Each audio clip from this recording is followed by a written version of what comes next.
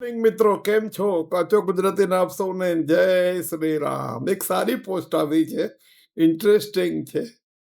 Share બજાર અથવા ઘરવાળી સિવાય ક્યાંય ફસાયેલા હશો તો મોદી સરકાર તમને સુરક્ષિત બહાર કાઢશે.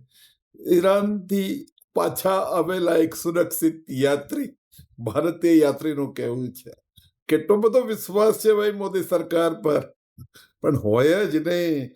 બલબલા લોકોને બહાર કાઢ્યા છે. એનઆરઆઈ કોઈ ટેક્સ ભારતમાં જમા નથી કરતા. જે કન્ટ્રીમાં રહે છે ત્યાં ટેક્સ એપ્લિકેબલ હોય તો આપે છે, પણ ટેક્સ નથી જમા કરતા, કોઈ ટેક્સ એપ્લિકેબલ નથી એમને. છતાં બી જ્યારે એ લોકો ફસાય છે તો એક જ તરફ દ્રષ્ટિ હોય છે, મોદી સરકાર, મોદી સરકાર, મોદી સરકાર.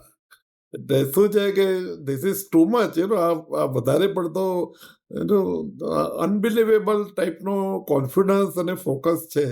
અને વન વે ટ્રાફિક છે કે તમે ભલે ભારત માટે કંઈ કરો કે ના કરો, પણ ભારત દેશ તમારા માટે કરવા હંમેશા તૈયાર છે. બરોબર છે.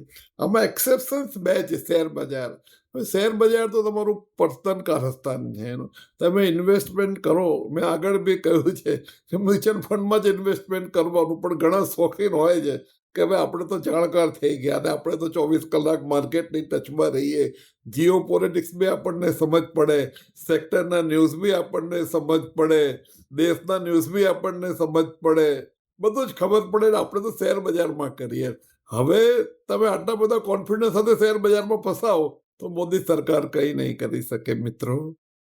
અને ઘરવાળીના ચક્કરમાં ફસાયા તો કોઈ કંઈ નહીં કરી શકે મોદી સરકાર તો.